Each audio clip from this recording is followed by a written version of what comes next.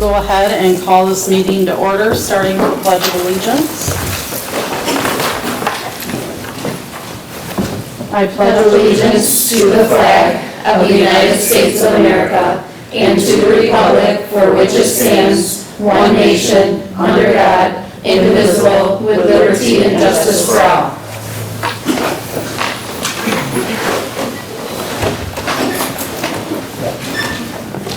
Okay, Sarah, will you please take roll call? Brad Crandall. Here. Dawn Fortin. Here. I was reading. Stephen Christopher. Here.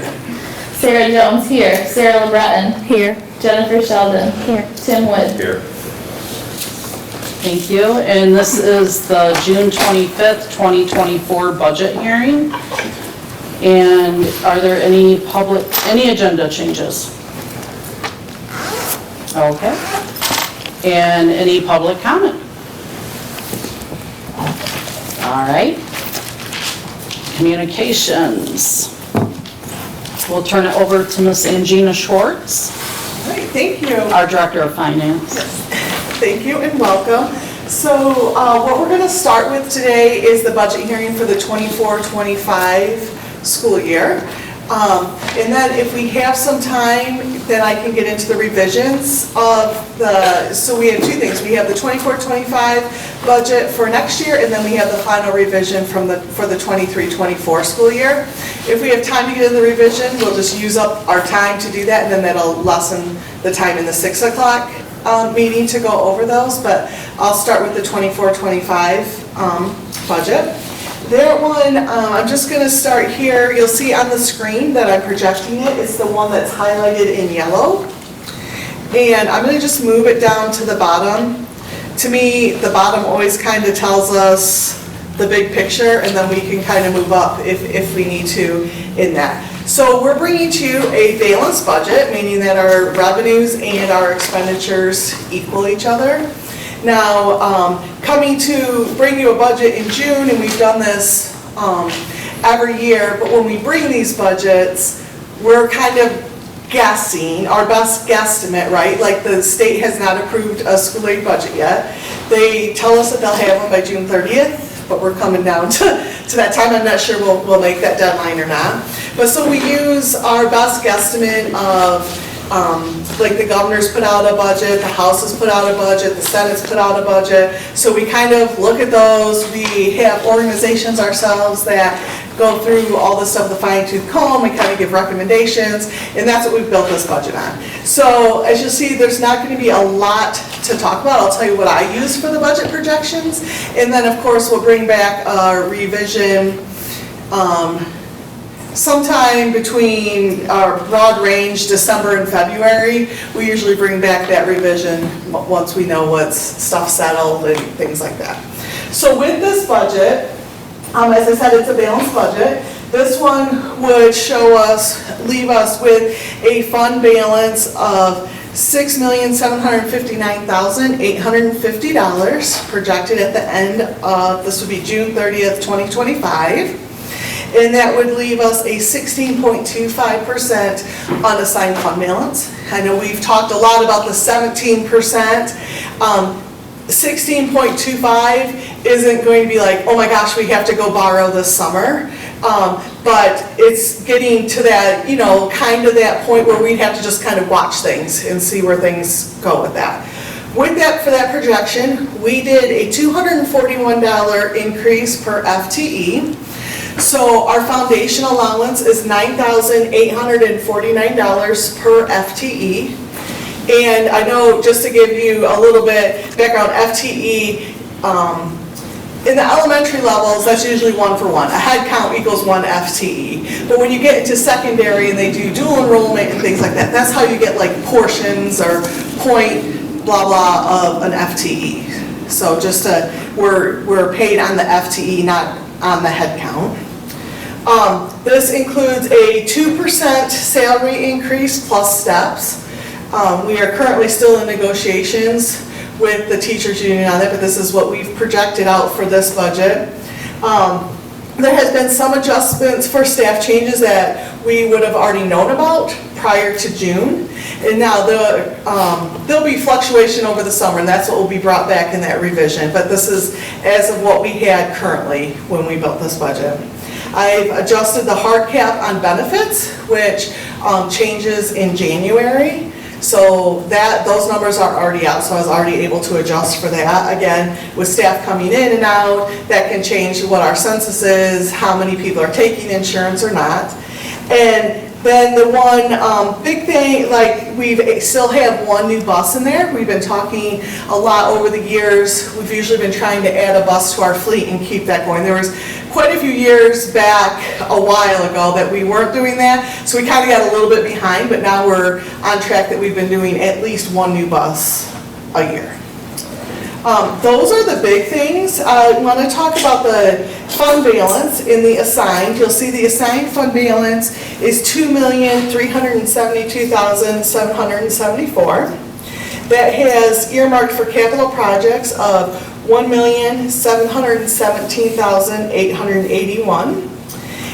The Power Up Learning, which is our one-to-one Chromebook to student devices that we have throughout the district. So there's $45,337 earmarked for them. That's from past money that has come in that we kind of hold. So if there's extra expenses for like Chromebooks breaking or just stuff, that's kind of like what the parents pay for the services, kind of like the insurance plan on the Chromebook. So we have that earmarked for that program. And then the new one this year that you haven't seen in the past is for the curriculum renewal. So as you know, we adopted the new curriculum 2 years ago. We're on starting our last year of that. And at that time, we had done a 3-year agreement. So that will be up at the end of this year, and we will have to renew for that again. So we have earmarked money to cover that. We know that's a very large expense, and the district is very passionate about continuing this curriculum. We've seen great things and moving forward with that, so that's definitely not a cost that we want to just wait till next year to be like, oh yeah, we need, $600,000, $700,000 to go ahead and, renew this curriculum. That'd be a big deal at that point. So I just kind of wanted to go over that because that's a little bit different than what you've seen in the past for that assigned fund balance. The non-spendable, the $70,017, that's for inventory that we're projecting to have on the books at the end of June 30th. So that's already earmarked out there, already spent on these purposes. And then that leaves that unassigned to that $4.3 million in the 16.25%. Does anybody have any questions regarding just that preliminary? I know that's real basic, but without having the state budget and not really knowing what is out there, that's our best guess. And like I said, we've updated the salary and benefits to the best of our ability and pretty much left everything else alone. I have one. Sure. You might have said it and I didn't hear it. What did you budget for enrollment? Did you hold enrollment steady towards spring? Thank you. I did not. I missed it. Thank you very much. So yes, the FTE count, I did the same as the spring count. So that's 1,868.59. I skipped right up. I explained it, but I didn't tell you the number. So that's what our spring count was this year. So I left that the same going into the fall. Any other questions on that? One other thing that I just want to highlight is the amount of money that you see in our total revenues is down from this year's revenues, I believe. Yes. And that's due to those one-time ESSER funds now have been spent and are falling off, and we won't be getting that as revenue in the upcoming year. Correct. Thank you. I remember we talked about Yes. this. See, you coach me, and then I can sound like I know something. You can come up here and just do Oh, that. Yeah. Okay. So we have 3 other funds to make sure that we get through in the budget hearing. If there isn't any other questions on the general fund, then I'll move on to the other ones are much shorter to have to explain. So are we good there? Okay. Let me just move on. I'm going to go to the food service fund. So again, I will go down to the bottom line of the food service fund. So this one, I've updated salaries and benefits for this fund. There's not a lot else updated. You'll see this number here, this $238,709 deficit. That can look like, oh, what's going on there in our food service fund? So many years we have to spend down our food service fund, and we've been trying to do a hood replacement at Dunlap in the middle school. I think this is our 2nd year we've tried to get it in that didn't make it in. So we're really hoping next year we get the hoods actually replaced while we have construction people on site. It just kind of helps, we don't have to bring in a whole new crew for that. But we're working really hard to get that. So we're hoping that that project actually does get off the ground and get installed before June 30th. But I have it in here, I've heard it might be summer. So if it's summer, that means it'll flip into yet another budget cycle. But we'll be hopeful and kind of just see what that looks like. But that's really the big news in the food service. Again, we did, and I can mention this when we do the revision, but we did free breakfast and lunch across the district. And you'll be able to see when I do my revision that we did not lose any money. We did not take a deficit for that. That's kind of when you start a program like that, you're like, well, we'll see, are we going to be able to break even? But sure enough, we did, and all things went really well with that. So I'm happy to say that this is still moving forward with free breakfast and lunch and snacks. We're sending a lot of snacks out for after school athletics and stuff like that. So it's really kind of a cool program there. Any questions regarding the food service? So when would we find out if it's the free lunch across the district? It is. Oh, it's already Yeah. been set. Good. That's nice. I think when we signed out, don't quote me on this, but I think we signed up for 3 years. Do you remember, Stephanie? I think we had a 3-year cycle. We could get out if we needed to, but we were for sure locked in for 3 years because then it's something with the counts and the free and reduced numbers, whether you qualify or not. Does that sound about right? Yes. So, okay, so moving on. One of the things on this though, that just because we are fortunate to have this program, we are still required to get all families to fill out a free and reduced lunch form because it's how we qualify for many different state and federal funding programs like Title I, 31A, all those things. So Absolutely. if you're asked why are we still trying to get everybody to fill out one of these things, it's because it's tied to a lot of other important funding streams. Yes, absolutely. And then you'll see their fund balance would be ending with $324,027. And that's still right in, with this is still in line. You can only have a 3% or a 3-month operating expense equivalent fund balance in the food service program. And this puts us, well within that range so that we would not have a spend down plan or anything that we would have to do for that. I'm going to move on to the Student Services Special Revenue Fund. So this is like the student activity accounts. These are the club accounts. These are the fundraising accounts for the athletics. All the stuff that the money that they raise in stays to that group, and then the expenditures come out. They can't expend more than what they've raised at any given time, and that money stays with that group unless it's a group like the senior class when they graduate, right? At the end, they either use all their money, donate something to the school, or do something with it. At that point, that's when that money ends for them. So this one, I'm projecting in $166,277. And I just project out the $195,582. Again, this deficit doesn't really, it's not truly a deficit in the fact that we're not overspending money that we have. It's just estimating what they generally usually spend in a year. So that one's really cut and dry. Any questions on that one? All right. And the last one I have for you is our scholarship fund.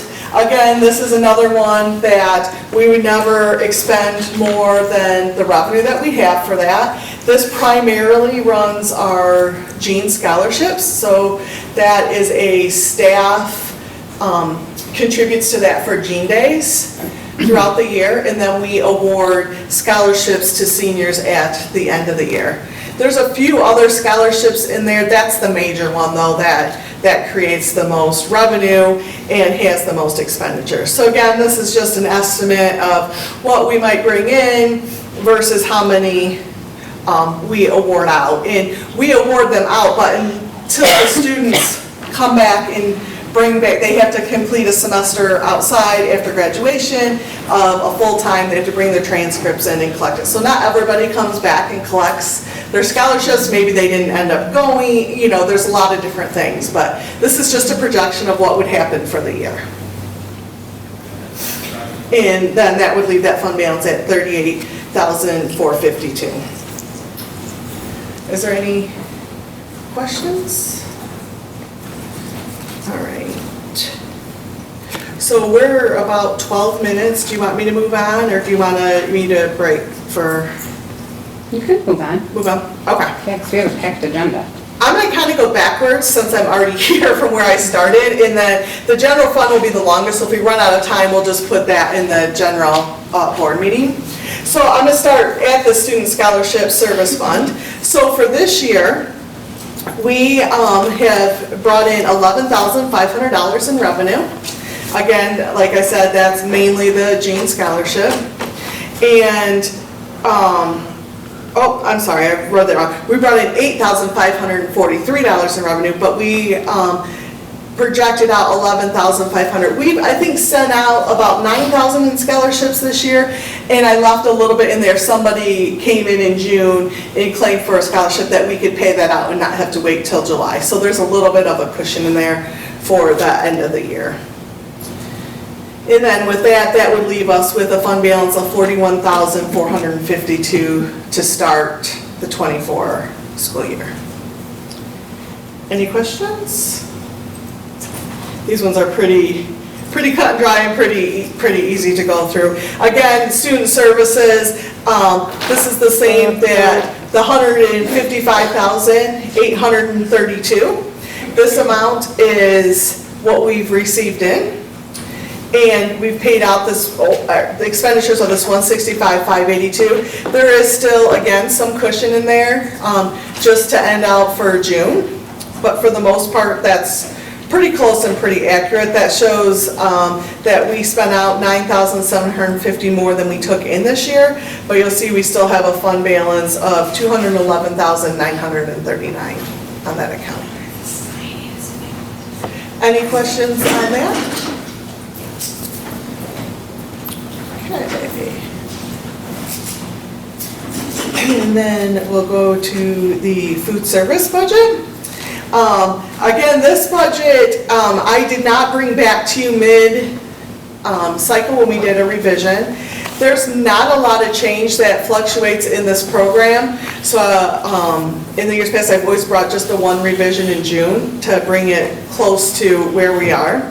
So you'll see on the revenue side of things, $1,580,915 is what we brought in revenue.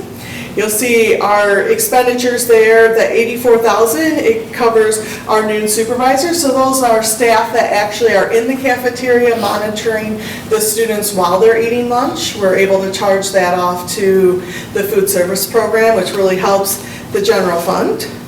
And then the food service program, this $1,406,508, that's for all the salaries for actually the kitchen staff, the food, any equipment and everything else that we purchase there. This transfer out is for indirect cost to the general fund, so that covers for all the business expenses, electricity, utilities, that type of stuff that happens through the year, because those are not direct charged to the food service program. And then we also had to, in order to get into the program, to have the free breakfast and lunch, we had to pay off all the bad debt that was sitting on the food service side of things. And that was about $5,000 that we had to write off, and the general fund has to pay for that. That can't come out of food service. But that cleared everybody's debt to zero. They can obviously have money on their accounts for buying extra stuff, but that's what makes up this $39,000. So you will see that this leaves us with $562,736 as a projected fund balance for June 30th. This will fluctuate some because we are running the summer feeding still for June, so there's still activities that we have going on. I've taken this down as close as I think that it could be without them overspending on that. Any questions on the food service? Okay. Do they take attendance as far as the summer feed program? They do. Okay. It's not so much attendance as how many meals that they're serving out. So it's not like Johnny came in and has ate 3 times or anything. It's just like a that. count. But that they did, yeah, like they did 5 breakfasts, they did, 8 lunch meals or whatever. They actually have to eat on site. And you have to be on site. We're serving breakfast and lunch, and currently we're doing it at Purdy and at the high school. And Trevor, you might be able to answer this. Are we staying at Purdy all summer, or is it just during the program? Is it just during summer school? The lunch, or the breakfast and eating? Yeah, I mean, it's going for both programs, yes. But not when the programs aren't going on? Correct. We're taking a break. It's aligned with the program. Yeah, so it's coinciding with our summer school programs that we have. We have one that's going on now in June, and then we have one that will be going on in August. At the high school, though, we'll be maintaining it the whole summer. It's again aligned with the program, but the program is 6 weeks. Yeah. So nonstop minus the 4th of July week. Nice. So we're excited to be able to offer that to our students that are already coming in. That's great. Okay, so the general fund, this is obviously our biggest fund here. I'm just going to get back to my notes I have here for that.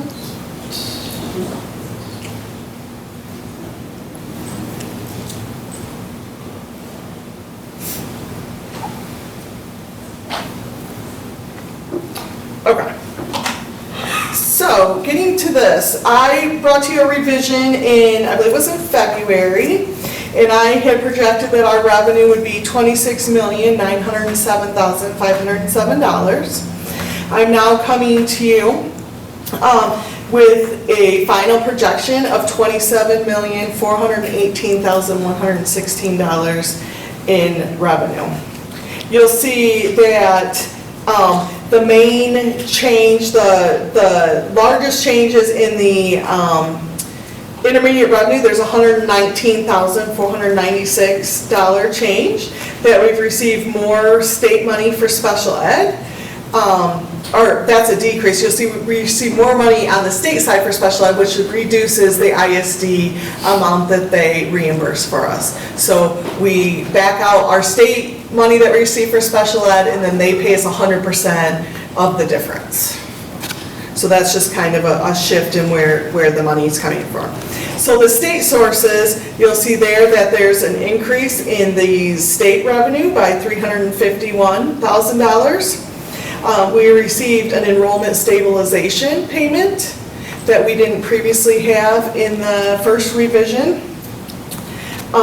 We've had increase into the 31A at-risk money, which is state money, and that, and as you know, that revenue comes in, also has the same expense going out. So it doesn't really affect the bottom line, but when we're looking at it by just certain sources, you'll see that there's an increase there.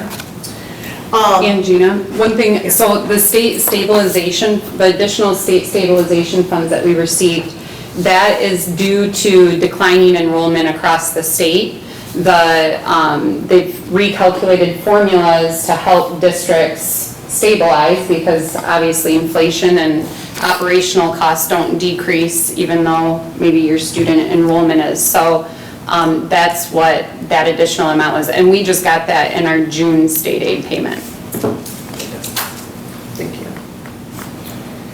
We've had an increase in the mid-reserves quarterly amount, so they, with the state payments, we receive some quarterly payments. So as we receive those, sometimes there's fluctuations from the state level. So when we got our June state aid payment, those were adjusted, so I've reflected that increase. And then we've also had an increase of $105,839 in our state grants. So it's interesting, we did a grant dashboard this year. Previously, we've had less than 10 grants to track, right, and take care of. We have over 30 grants right now that we are tracking, that the money has to go for certain programming, it has to be tracked separately, it's a ton of work. So the central office, I can't thank Trevor and April and Stephanie and Mike and just all the help of going through those. It's a lot to track 30 grants, and they all have different start times and end times and how you can use the money, and it's huge. And just to even look at that amount between where we had under 10 to now we have over 30 that we're tracking.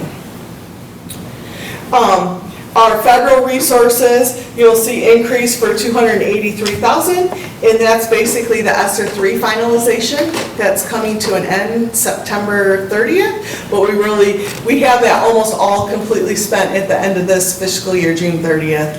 So that's that change. And then getting into expenditures, if you look at our bottom line here, I brought you total expenditures of $27,291,155, and I'm bringing you now currently expenditures of $27,231,734. So you'll see that's only a change of $59,000.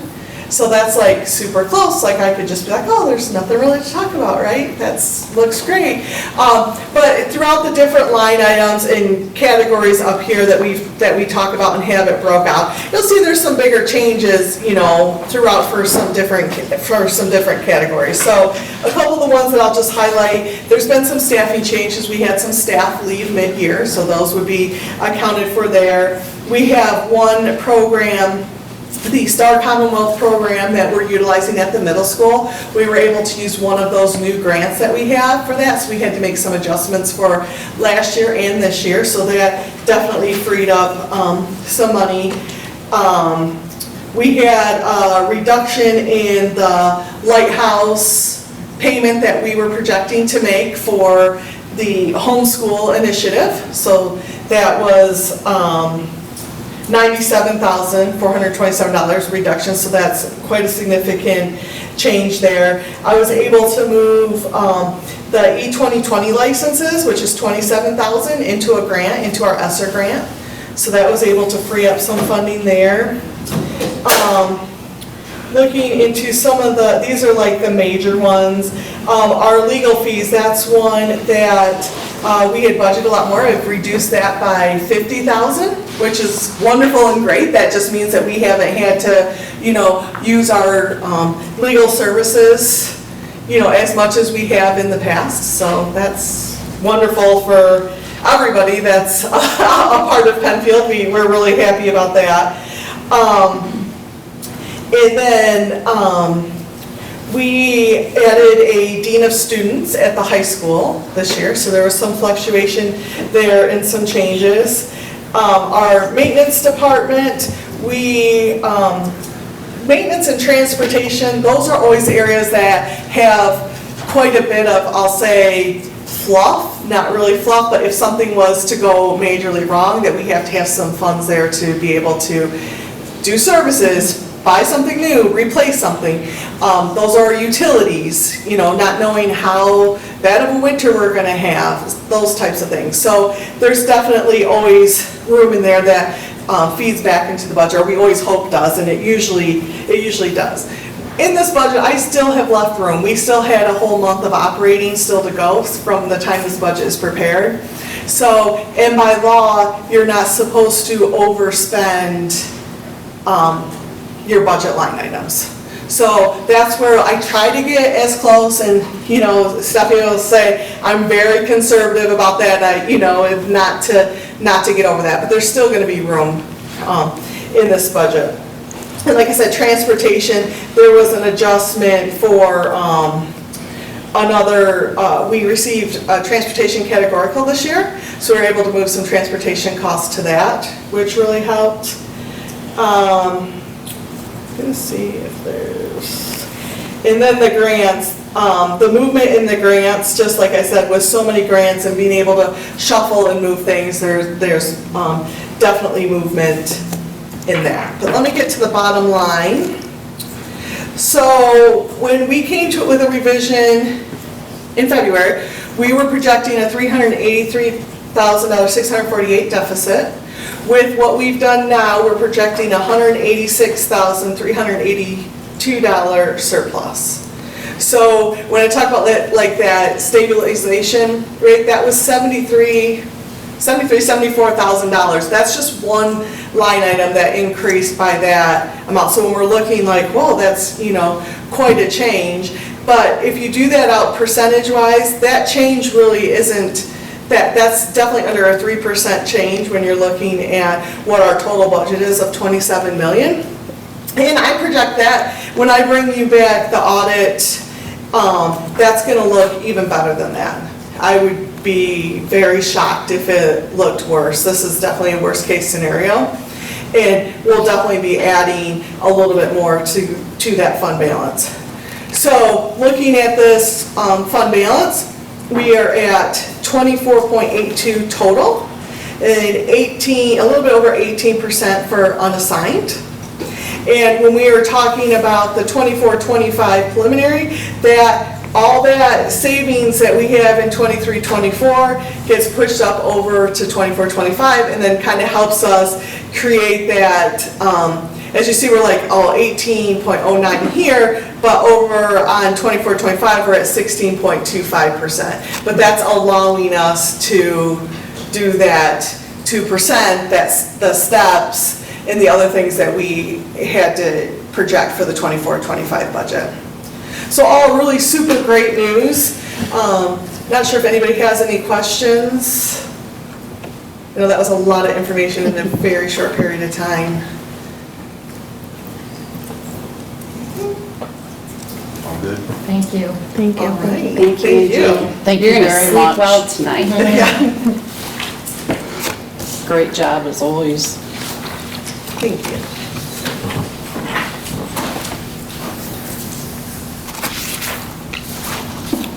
Any board comments?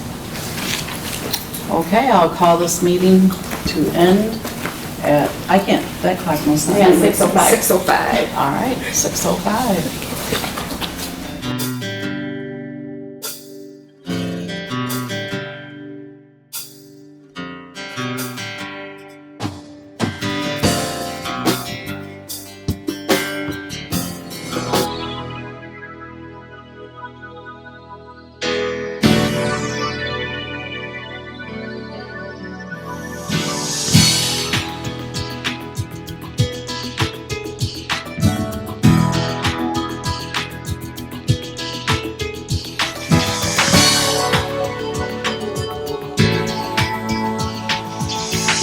Access Vision. Your voice, your community.